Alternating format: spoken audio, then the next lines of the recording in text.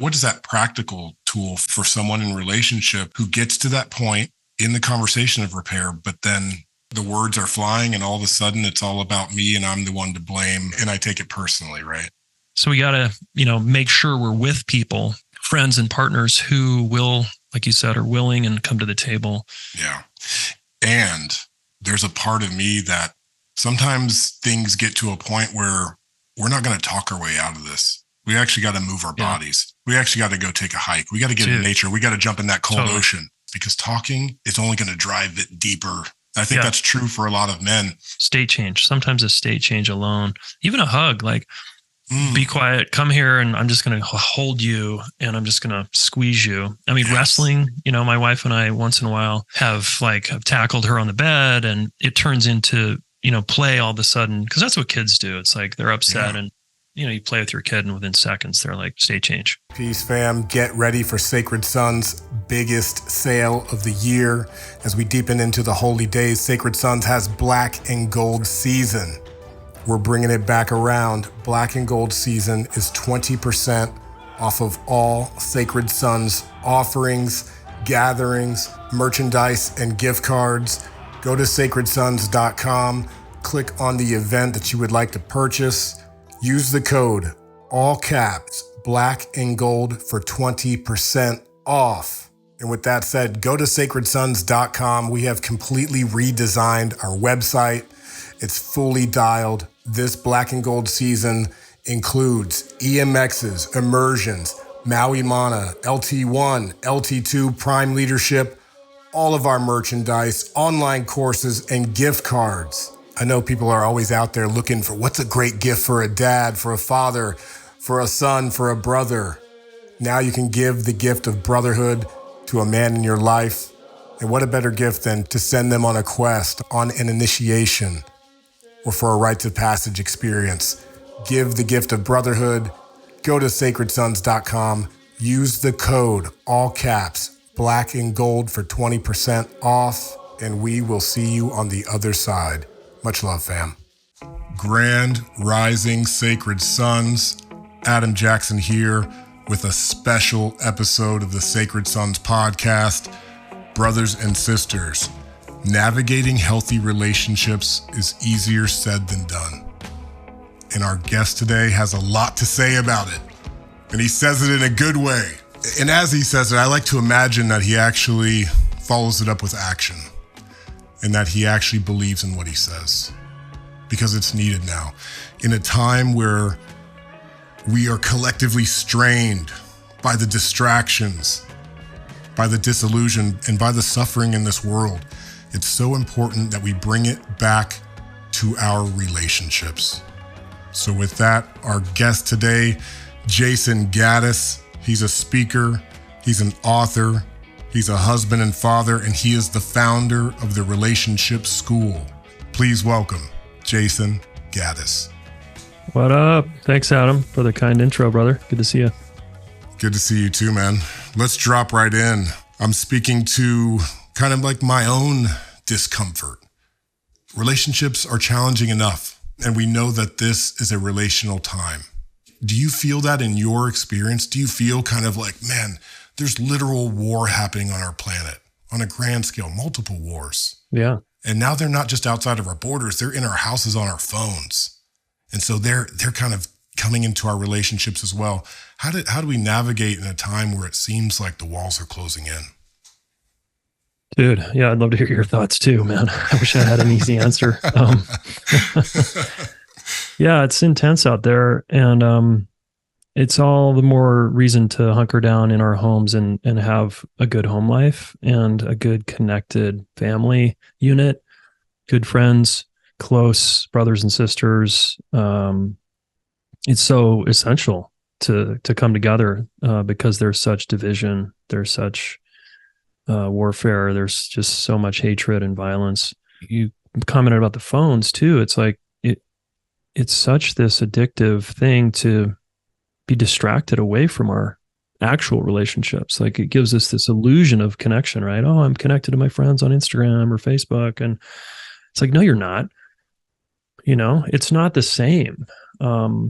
I mean, when I was in my 20s, I figured out how to have friends, and I figured out how to belong, but it's not enough anymore to belong, because a lot of us are belonging, but we settle for belonging at the expense of feeling known. You know what I mean? Like, we can be a part of a family or a group, but if we feel alone, like no one gets us, that's not the kind of relationship we need. We need to feel known in our experience. So I think it's like, set down the phone, and can we actually drop in, as we're doing, and really get to know one another? Yes. And I think it's important that we strategize.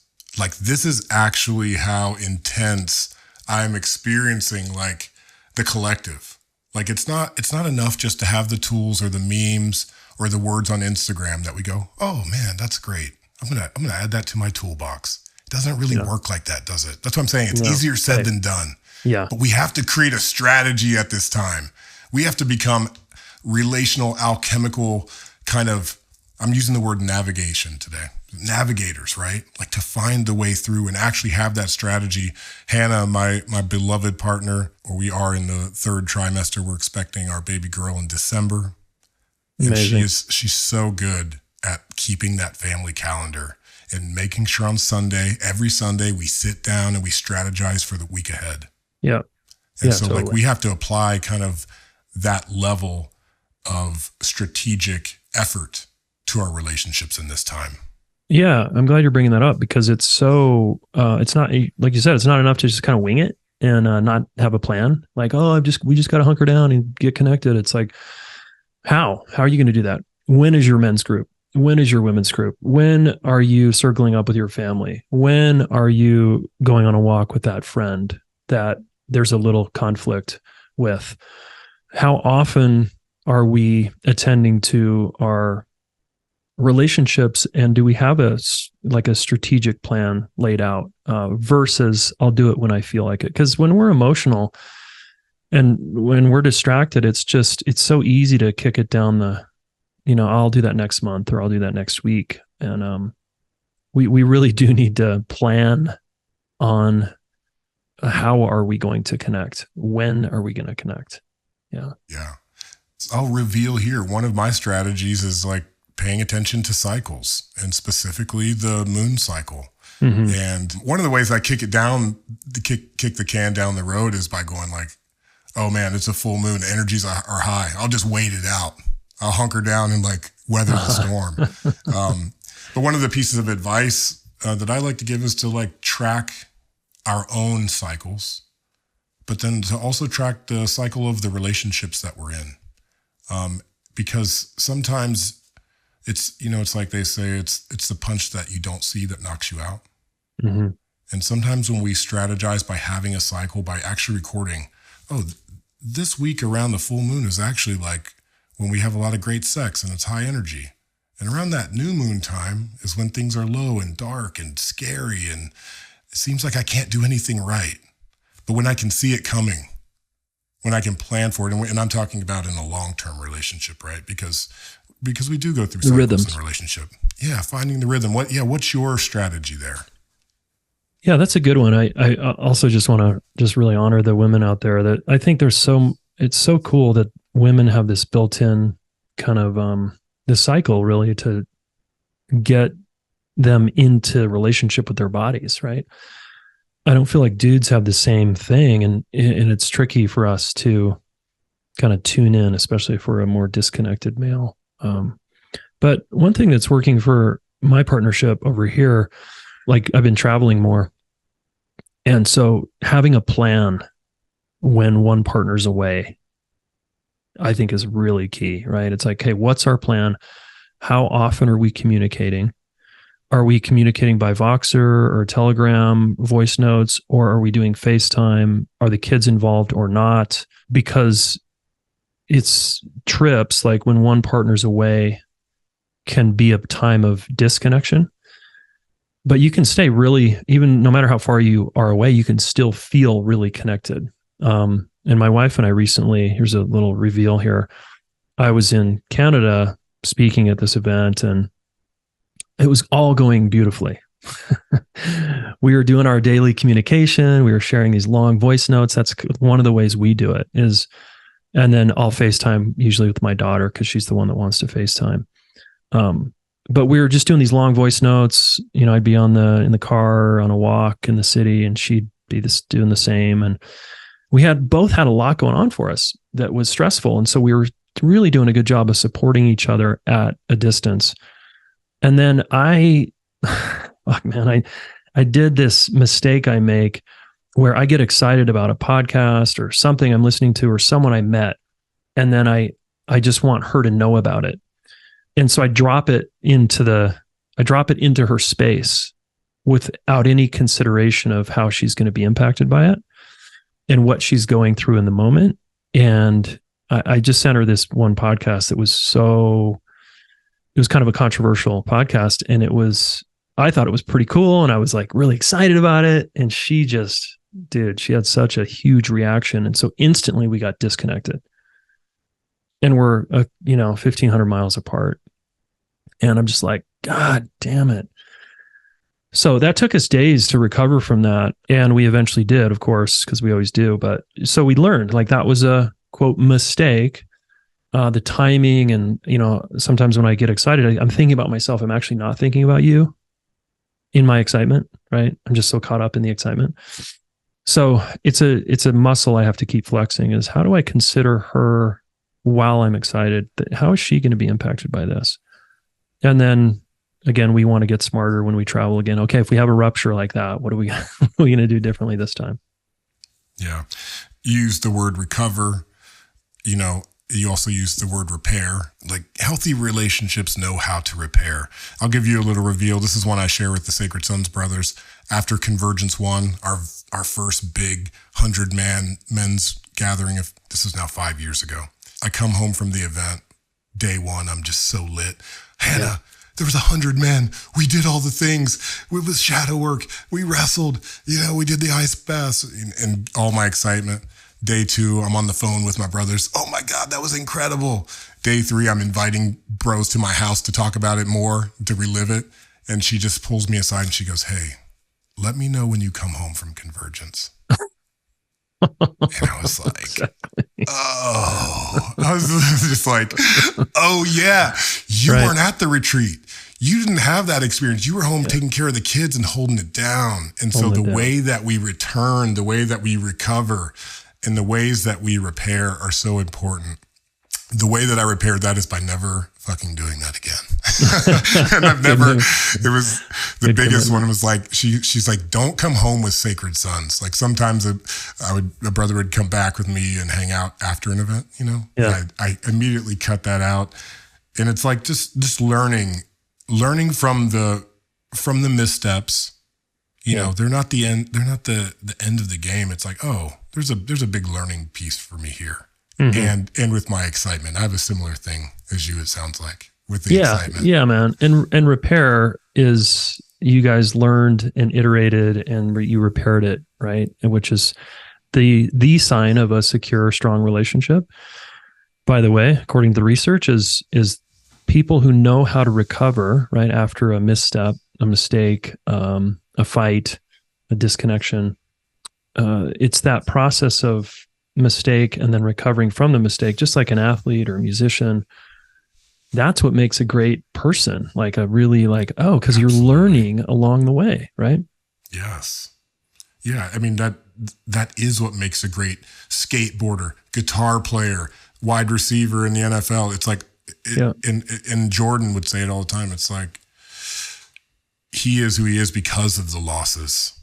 Right. Because of the mistakes. And I don't think there's any other way. But what I want to go into here is how do we repair? I'm very clear that the first step in repairing is willingness from both parties. Yeah. Yeah. Willingness is key. If you're with someone who's not willing, you're in trouble. Right. It's very hard, right? If you were just giving me a cold shoulder after we had a fight and you didn't want to come to the table, like how are we going to recover from that? It's not fair, So you're right. Willingness is the first thing. And then we got to decide, all right, am I going to speak first or am I going to listen first? And if I speak first, then I'm speaking not in blame, I'm speaking in personal responsibility. I did this thing that hurt your feelings. I didn't do this thing that hurt your feelings. And if we're listening, then there's a bunch of steps I think we've talked about before, but it's really someone has to come to the table and say, okay, I'm going to talk, or I'm going to listen, and I'm going to, relax my shoulders. I'm going to relax my jaw. I'm going to take some big breaths because the animal in me is fired up and activated, For me, it's the face. Anna's like, relax your face. Like whenever my brow line is like this, she's like, I can't do this right now. Like, relax your face, and oh man, sometimes for me that takes some effort when I'm in it. Yeah, me too. Yeah, I've got a similar face thing. I can get really intense looking. It's real stuff, man. And so I do like this piece, decide who's going to speak and who's going to receive or listen. Because a lot of times, this is a part of the strategy. If you're not clear, this is how we get into chaos. Or I'll speak in terms of myself, like when we're holding the energy of the masculine in relationship, we do provide the order, right? And so I like this idea of creating the space, setting the space, being the one to invite in that conversation and asking that question. Would you like to share first, or would you like to listen? You know what I mean?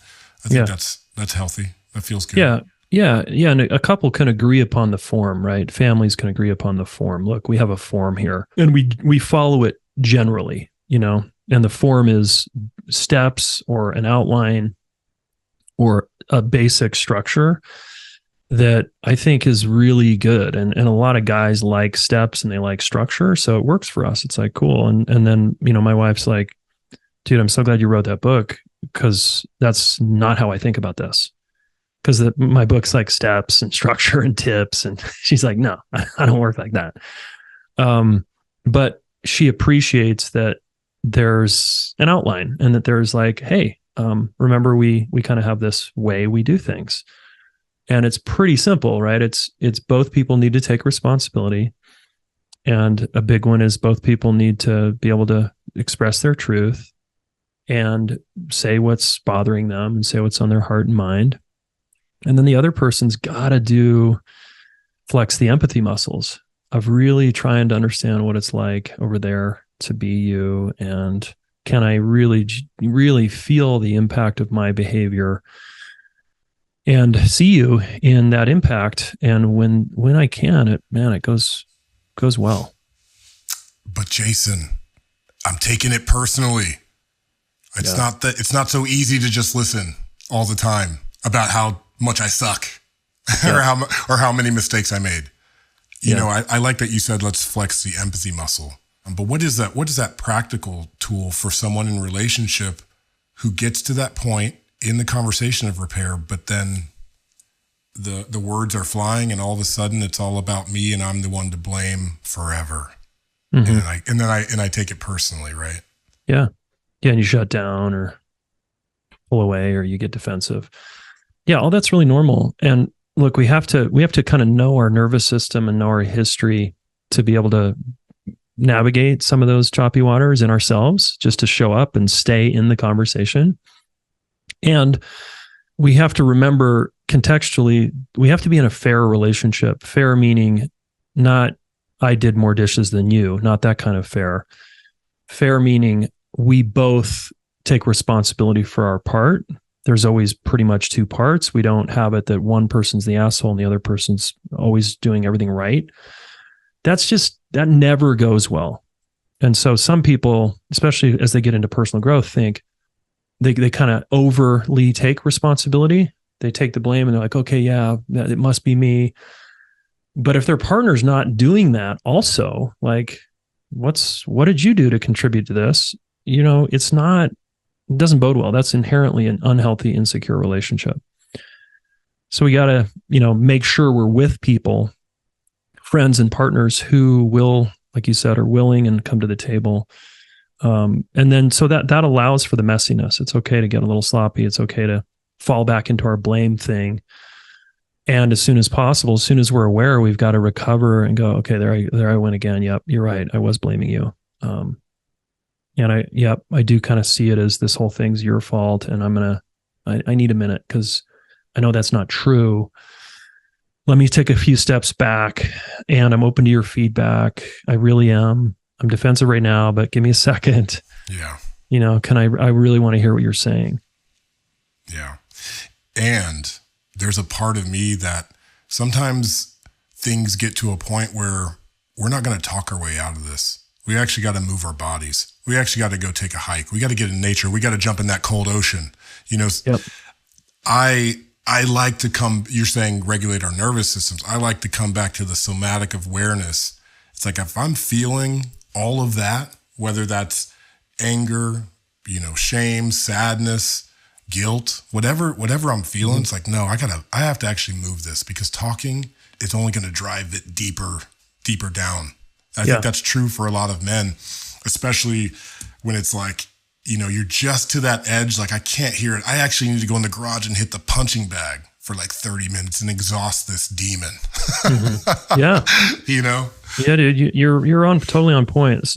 Talking works some of the time. We have to have quite a wide tool set here, and doing any kind of somatic practice, or hitting things, or going for a walk, or jumping in the cold plunge, or whatever is, state change. Sometimes a state change alone, even a hug, like, be quiet, come here, and I'm just going to hold you, and I'm just going to squeeze you. I mean, wrestling, my wife and I once in a while have I've tackled her on the bed, and it turns into, play all of a sudden, because that's what kids do. It's like they're upset, and, you play with your kid, and within seconds, they're like, state change.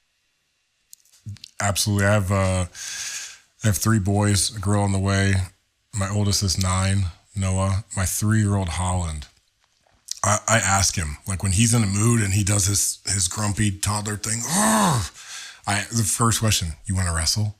You want to go on a trampoline? You want to go kick the ball outside? And usually that question's enough. Give him a couple options is enough to, like, at least take a next step so that we're not staying in it.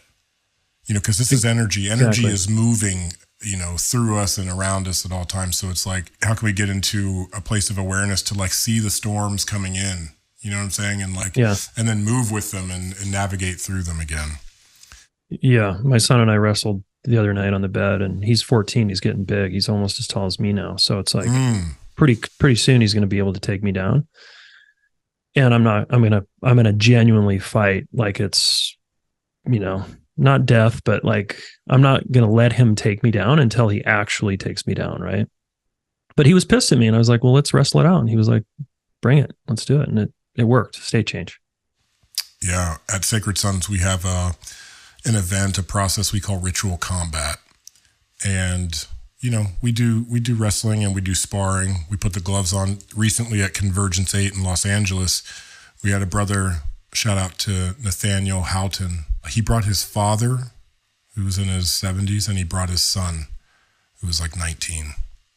And on Saturday night during the big ritual combat, Nathaniel called his son in, and they put the gloves on, and they did not hold back. And his son's a big boy. His son's a big 19-year-old man. It was incredible. And there were men watching with tears in their eyes. There were men watching, cheering, because there is a part of us that knows that. And especially with the father, and they weren't fighting out of spite. There was no hatred there or anything like that. It was a real rite of passage. It was a real passing of the torch. Like, yeah, man, you're a man now. And it's not that we're equals or anything like that, but it's like, I see you. Yeah. And more than I see you, I've just felt you, and I felt your power. It brought the house down. I'm sure. It was amazing. Beautiful. And then the 70-year-old grandfather, the father was over there with tears in his eyes. It was absolutely incredible. That's so cool. I love that we can create these moments again to transmute, to move that energy. Yeah. What are you noticing with the brothers at your events in terms of what they're going through relationally in their own homes, but also in the larger world? I feel like there's a lot of expectation that I've done the work, or I found the one, and I did the things, and it's still hard. Mm-hmm. And it's for many, that's a hard thing to accept. You know what I mean? Yeah.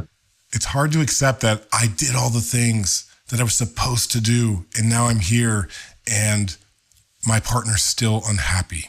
Mm-hmm. There's a lot of that sense of like that savior mentality is getting in there. And then it's like, well, if it's going to be hard, I'm just going to bail and do my own thing. I'm just going to hide out over here and surrender to porn or surrender to substances or whatever it is for a brother. And that creates disconnection within the relationship, within the household. But here's what I do know. When that brother steps in the center and we're really in there, these fathers, these men, they love their partners so much.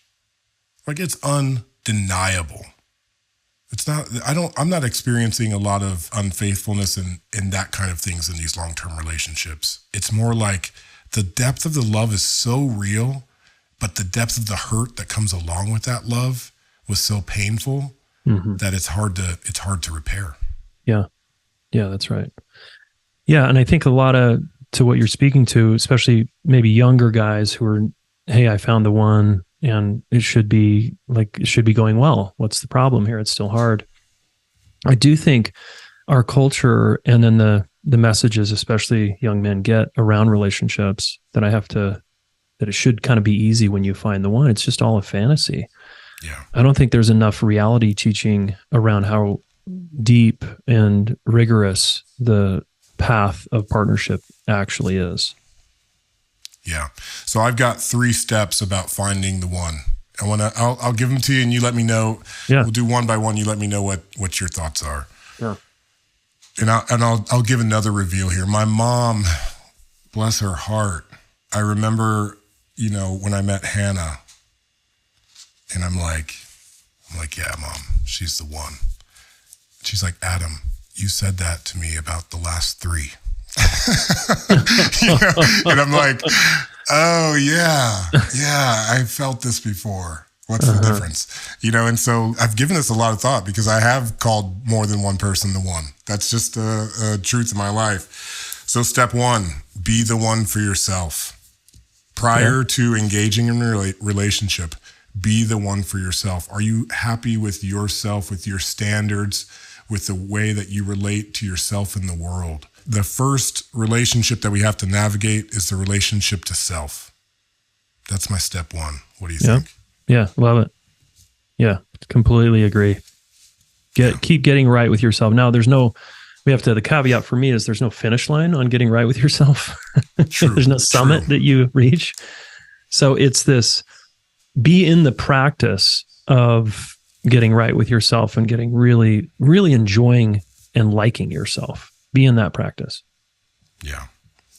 Okay. And so when we're in relationship, number 2 is the one is a choice made every day, shared by 2. Like it. Okay. And sometimes that means the one is rounding up. Sometimes it means like, hey, I'm fully resourced over here. You're at 60%. Doesn't mean you're not the one. Sometimes we have to like shift and adapt and round up and like use our resources accordingly. Yeah. To achieve that state of oneness. Yeah, totally. I mean, I have a phrase, I can't remember if we talked about it before, but it's standing for 3, where I stand for my own success. I stand for your success. You do the same for yourself and me. And then we stand for the success of the relationship. We stand for the we. So it's standing for we or standing for 3. Because I can't always, like sometimes I can't stand for myself. I'm in it. I'm in a moment here in my life. I just got laid off, or I just had a diagnosis of a autoimmune disorder that's pretty life-threatening, and I'm really struggling and I'm having a hard time. So you're standing for my success to get through that, and we know together we can get through this and navigate it. So yeah, I really like that. And the rounding up piece. Yeah. Yeah, and because sometimes the relationship itself is the one, not the person. Mm-hmm. You know what I'm saying? The one is actually the relationship, and the one is the family. It's like the entire ecosystem that we're a part of becomes the one as we deepen into family. And the third thing, which is a part of the there is nowhere to arrive, but honesty is the path to true oneness.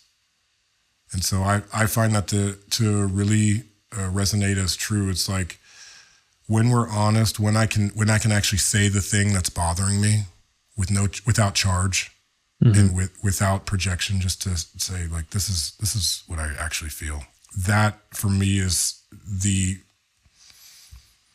sometimes it's a harder path, honestly, but it's like, that is the actual path to repair. Amen. Yeah. Let me add some nuance to that. I love this. Yeah. So as kids, a lot of us got the message as little boys that our full self-expression wasn't welcome. So we sequestered it for connection, or we kind of repressed it because we were on a sports team, or dad was intense or whatever. And so we get into an adult relationship, and some of us are still in the habit of not being honest, we're just scared to express what's true for us in any given moment. So we hold back, which then of course creates resentment. Then we train the person that this is who we are. We're just a nice guy or whatever. We don't ever get angry. We don't ever actually have big feelings. And years go by, and then it all starts to come out sideways, of course.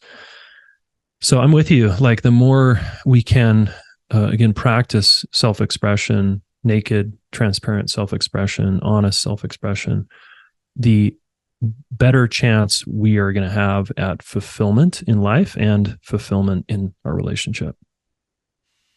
Yeah. What is it like for you to have all of this knowledge, and to put it out there, and to like, I just have an imagining that like, you run the relationship school, man. You have all of this knowledge running through you, and you're in actual relationships. So you have a teenage daughter, right? Yeah. Like, that's challenging, regardless of how much information you have. So Yeah. what is it like for you in your experience, and do you see kind of like, are you imparting this wisdom with your children? And I'm just curious about that. Yeah. Thanks, man. It's actually really amazing. It's I feel like I have a secret weapon, My wife's a therapist also. She works primarily with couples. She co-teaches with me at times in the school. And we're amazing co-parents as well to our two awesome kids. And the culture we've created in our family is just really badass. It's a highly relational field. And so everybody's welcome to be who they are. When there's rupture, when there's conflict, we immediately work through it. There's big feelings in our house that come and go, of course. Those are all welcome. And it's intense I think where it's challenging for our kids and for us is at times it's a little lonely. Like when you're in the men's circle, right? It's like, it's just all like, we're all speaking the same language. It's like, fuck yeah, we're just humming with the culture of what you've created there, and the tone and the vibe and the way to communicate, right? And we've done that in our circles with our friends, of course, in our school. But when you step outside of that, right, and I'm at drop off with the other parents, it's like I can see their bullshit like pretty fast, and I'm hip to psychology, and I can spot the parents who are completely self-absorbed and narcissistic and just giving their kids toys to appease them. And, it's really easy to see all this shit, right? And so the downside, though, is it makes it harder to connect with them on a real level, because they don't want to do that. They don't know how. They haven't been taught. They're pretty jammed up with their own strategies and defenses. And then, of course, they can't support me if I'm in an issue, a challenge, because they don't know how and they haven't worked on themselves. But I would never go to those people for support, right? I have my people. So I think they're just in the personal growth. I'm sure you experience this too, just in the personal growth path. There can be some loneliness or some just hard to relate sometimes, and we talk about that with our kids. Like they're very mature for their age, or particularly relationally. They can look in adults' eyes. They can talk to adults. They're actually great with adults. But kids their own age, when the kids their own age just want to talk about video games or the last movie they saw, or this last sports event they watched, they're not interested in those conversations. Right. And so they feel kind of alone. They feel kind of left out. Yeah. So there's downsides. Yeah. Yeah. That's an interesting way to think about it.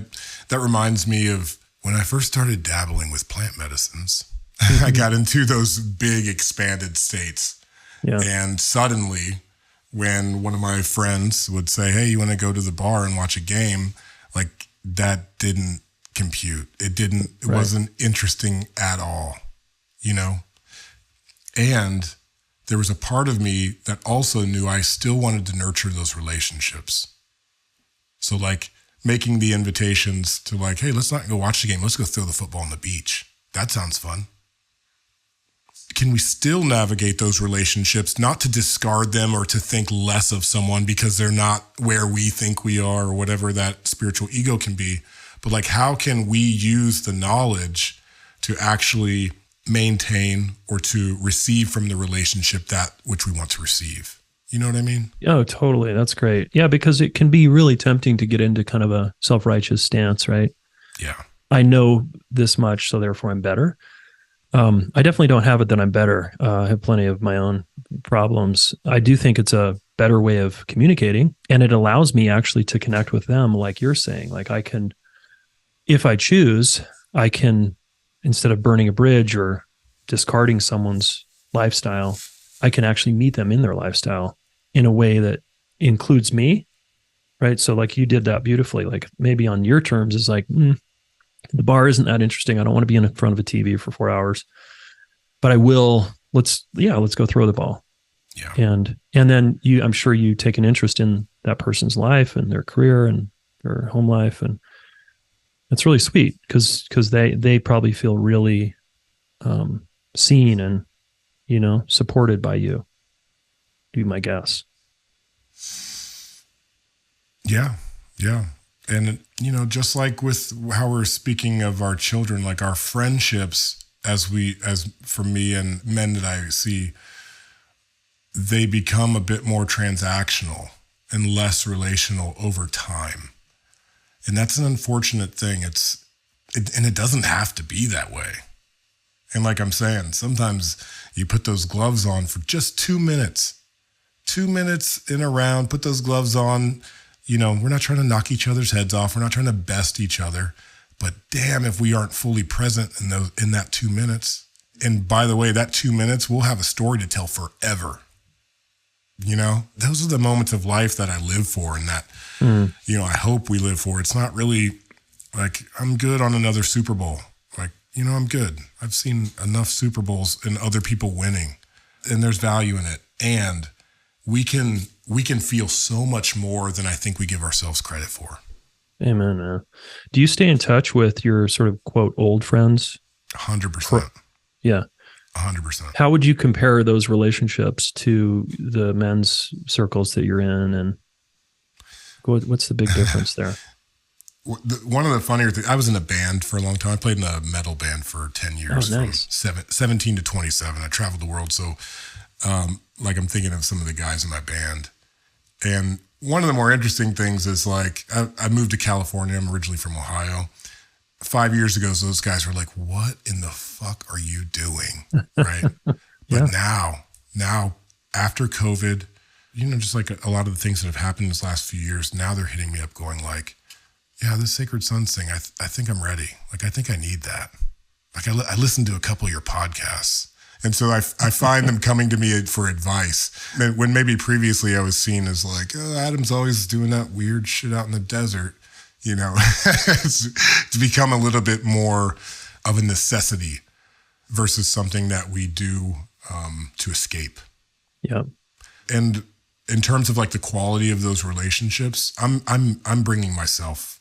Yeah. As myself You're at being all you. times. I'm being me at all times. So I'm not like catering or dumbing down or anything like that. I don't like that term, meet them where they're at. I'm inviting you to be where I am. And it's not like an egotistical thing. It's just saying, I have a grounded sense of who I am. And I'm just inviting you to be here with me. Yeah. And beautiful. And yeah, I would say Some of those relationships are just simply sending memes back and forth, and that's okay. You know, sometimes totally. Some of my best friends, you know, like I might see them once a year, you know, but when the important thing about those types of relationships, especially for men, I know this to be true, is when we get together, it's like we never left. Those are the real friendships. Like when you get back together, it's almost just like you didn't miss a step. And I love those relationships. The men in the men's circles, yeah, at this point, I've been a part of so many check-ins, counsels, processes.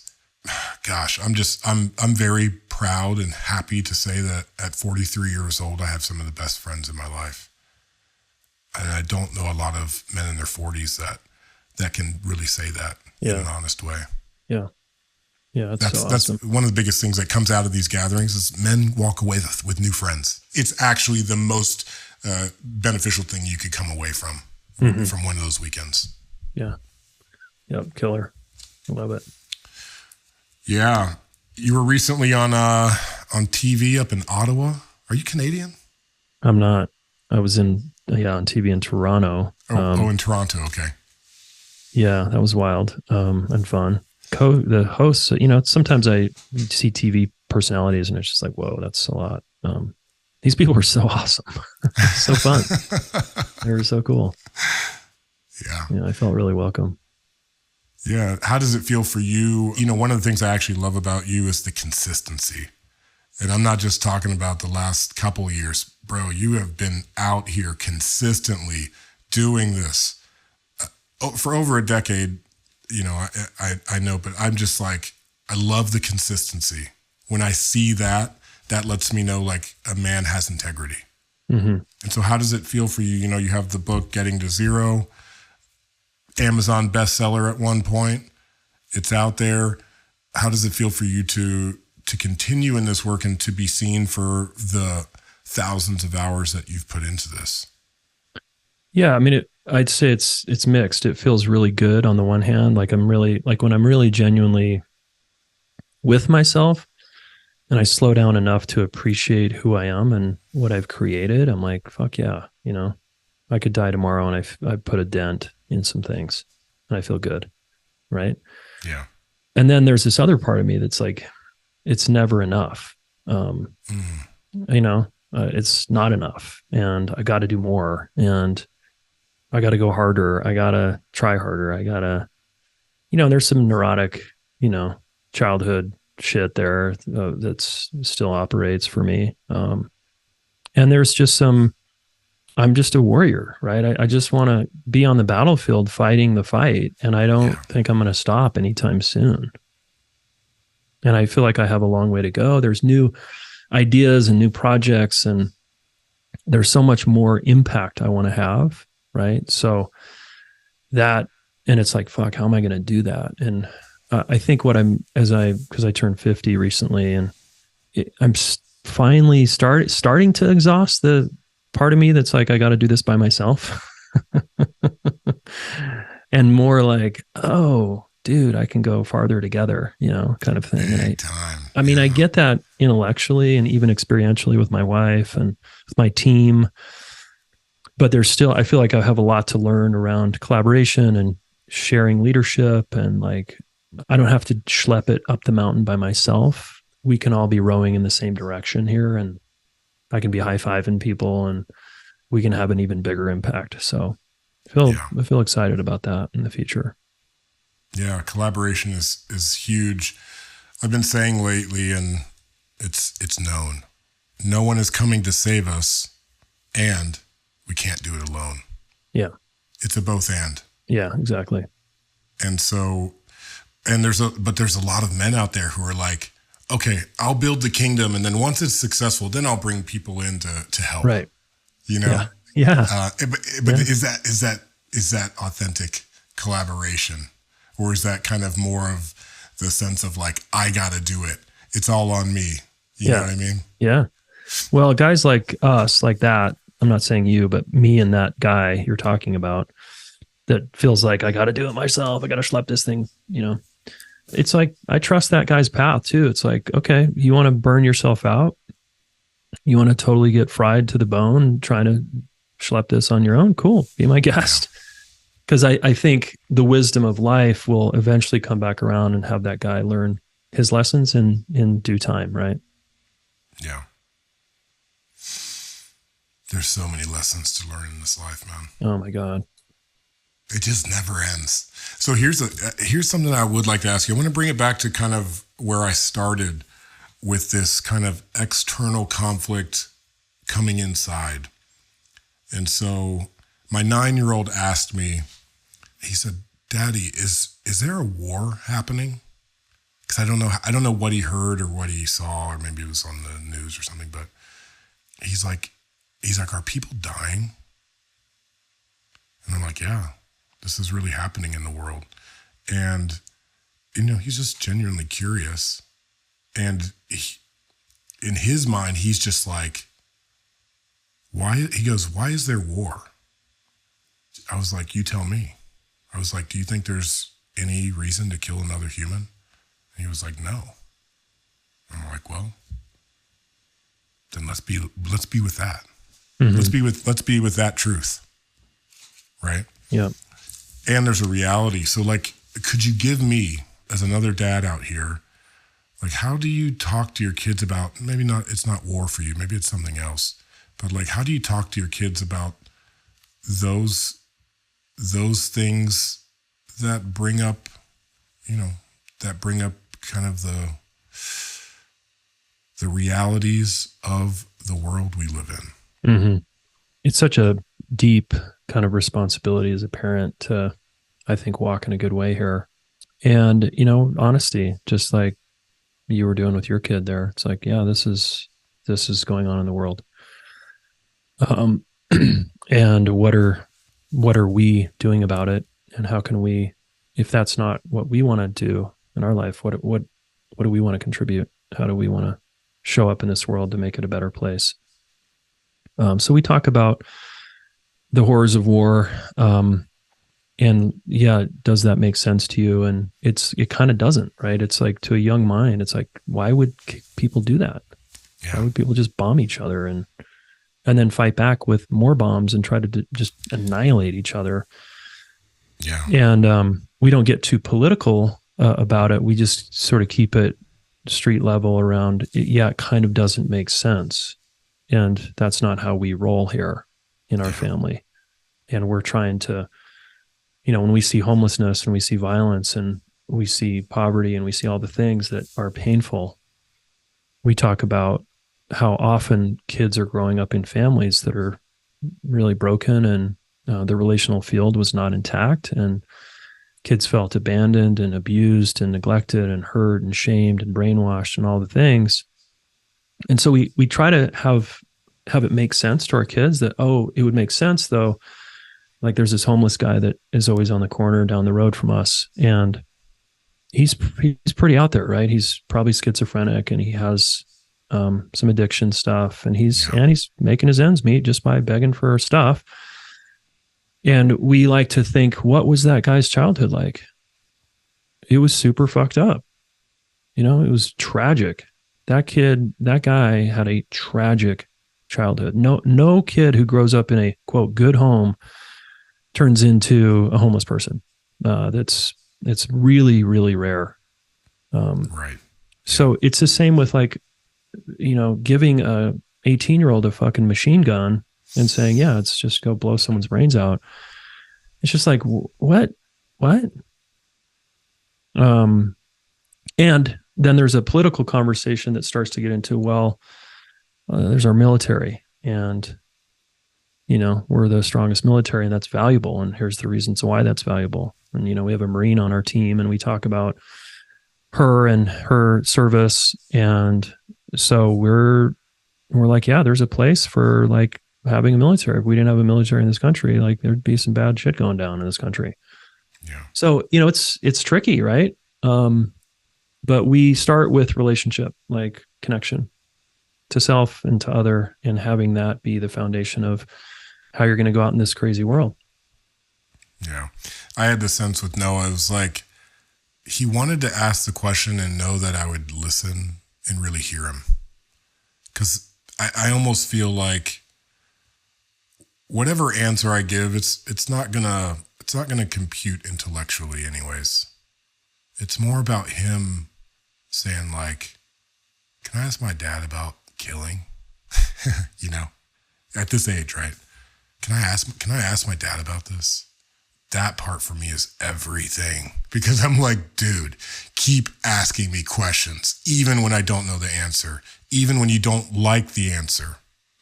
Please keep asking me questions. I find that is actually like that's actually the nugget.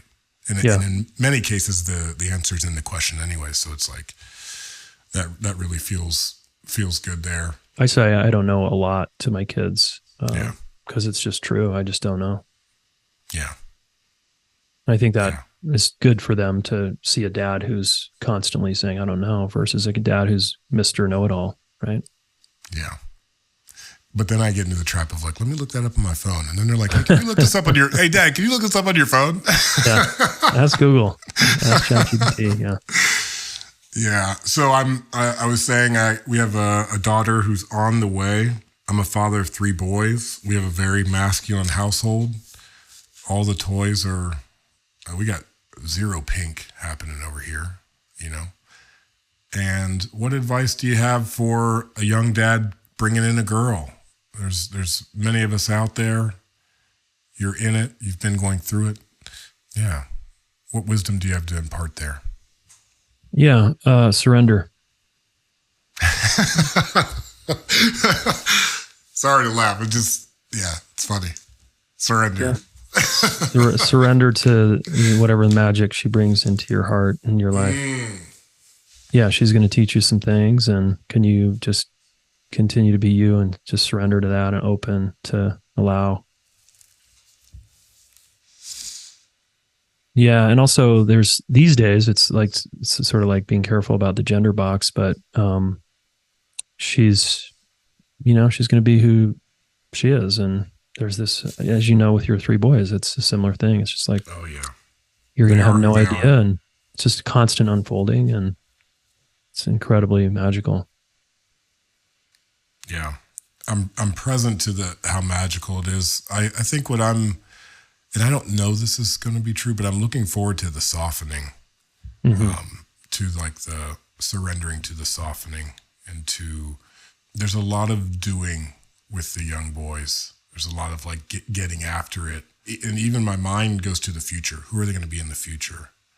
And my brother Neil recently said, like, with daughters, it's different. You know, like, just be with them as they are and try not to go too far ahead. It's like maybe a little bit different. You have a son as well, right? Yeah, son is 14, daughter's 13. She'll be 13 in a couple weeks here. Yeah, and we had a lot of sleep challenges with her, so there was that whole layer that can happen obviously with any gender. Yeah. It was really hard, and she's like an orchid, super sensitive and highly attuned and incredibly energetically plugged in, and so my bulldozing ways at times, right, that's like oil and water, doesn't work so well. But she's taught me so much about softening. Yeah. And just the snuggling with her and it's just magic, dude. Just so different than my son. And they're both so rad, you know? Yeah. I'm excited for you, bro. I'm really excited for you. I appreciate how you, I'm not in your house, but just my vibes always with you are like, those kids are lucky to be in the space with you and your partner, be growing up in that. Thank you. Yeah. I mean, we have a lot of fun, and I got my own shit. I got my angry dad face that I gotta be mindful of. I got, I have all the things too, and I'm in it. I'm really present in it because there's just a part of me as a human being that none of us know how long we have. This life is so precious the joy, the all of the feels that we get to experience. I just think it's such a gift. Mm-hmm. Agreed. To squander it for any sense of artificial gain, or even for money or for success or for anything else, it's like, to be really honest, the best part of my day is when we all wake up and we're like in this bed and we're all cuddly and cozy, and it's just like watching them wake up, and then when the wrestling kind of starts, and then mama's like, hey, go make the coffee, like that's actually the best part of my day. That's amazing. You know what I'm talking about, though? Yeah. Yeah. Our evenings are like that. Like mornings these days, our kids are like the groggy teen vibes. Oh, right. But I remember those days in the morning with the little ones. And then now, we just have a really kind of dinner, family ritual dinner, conversations at dinner, and then clean up, and then into sort of a little bit of our own space now with homework and things, and then the bedtime, laying in our bed reading or talking or doing tricks on the bed, or it's just where it's at. Yeah, man, it's like there's whole worlds there to explore. And another thing with this age of Instagram culture, it's like everything's always outside of it. So it's like looking for the next big vacation as the thing. It's like, man, it's all the thing. It's all the thing. And right. So like, just like being in the awareness of that. And that's also helpful for recovery and repair. You know, just to remember that it's not something that's down the road that we're after. It's right here, right now. Right here. Yeah. Buddhism taught me that. And it's still hard to practice, right? When I'm in scarcity or fear or whatever. But when I can rest into right now is where it's at. I have way better days. Yeah. Cool, man. All right, Jayson, you've got the book, Getting to Zero. I recommend it to Sacred Sons brothers. I'm recommending it right now. Get a strategy. Make a plan. Like, take relationships as seriously as you take your work. Even in what we're doing with Sacred Sons, it's like the deepest work is in those relationships, and they're not always easy. We went through a big shift with one of our co-founders this year. And so I'm not one who's out here saying it's all bright and shiny once you get the tools in the toolbox. Sometimes we actually have to end relationships too. Yeah. Yeah. Let's end with that. Yeah. Ending relationships. I don't even like this conscious uncoupling stuff I'm hearing, because it's like, man, get out of here with that. This shit is a mess and it's hard, and we're going to bring our full self to it. We're going to bring our awareness to it. But the wanting to bring the consciousness or the spirituality to it, sometimes I think can be a bypass. I just want to be like, sometimes relationships end. Nothing lasts forever. Yeah, they always end. Yes. Right? Yes. It's a much better way to say it. Yeah. Yeah, they do. And I'm in the business of relational development, which doesn't include bypassing, of course, because to truly develop yourself relationally, you've got to stay in long-term relationships and continue to work through your activation and all your childhood traumas and things. And as you do that, you kind of grow yourself up, right? All your parts, and you become a more conscious adult. And that's a big, deep, intense spiritual path. And it's not for everybody. Like, it's much easier to sidestep and use these terms to like avoid actually developing yourself. Yeah. And I'm so with you, man, that the center of the wheel of my life, of that wheel, is relationships and being a relational leader. It's not like a lot of guys have it as the spoke and their work is the center. Yeah. And that's interesting to me. I'm like, wait a minute. Yeah. So I want to reiterate what you said, which is try to make relationships the center of your world. Because I think your world will open up in a really beautiful way. Yeah. Any advice for someone who's out there on that other end? I know you primarily practice in the development of relationships. And I believe that being relationally attuned means closing things in a good way, right? I think, gosh, especially for young men, we're so eager to get into relationships and we jump into them head first, and then we leave them in a broken way almost as quickly as we come into them. So what advice would you have for someone who's like trying to close in a good way? Yeah. I mean, like you said, sometimes it's messy, and sometimes the best thing we can do is just set a boundary and cut a person out of our life. And that's okay. The thing that we need to realize is just to be able to look in the mirror and have our guides and our supports and our coach or our therapist or whoever, help us see our shadow, our part, how we contributed to the situation, so that we can learn lessons, so that the next relationship, we're a little smarter, we're a little more agile, we're a little more self-aware. And it's really just okay to end relationships, and try to do it in the best way possible. And life doesn't go like that sometimes. Oh man. Yeah. All right. Well, we're coming up on this hour.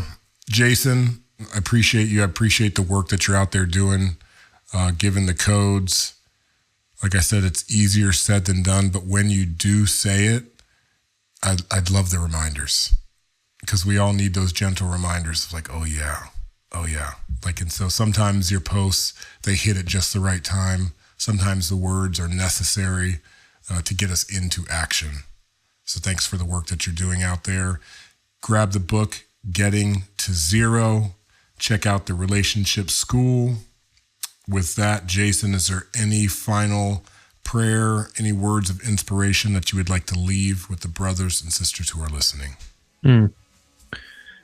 Yeah, two things. You're beautiful just as you are. You're not broken. There's nothing wrong with you fundamentally. You have issues like all of us. And if you're going to focus on one thing in your relational life, get exceptionally good at repair. And that'll make the difference in all your friendships, your family relationships, your kids, your partnerships. Get good at that, and you can't lose. Get good at repair. Clear eyes, full heart, can't lose. This is the way. That's right. With that, Jayson Gaddis, the Relationship School, Adam Jackson, Sacred Sons. We're out, family. Peace.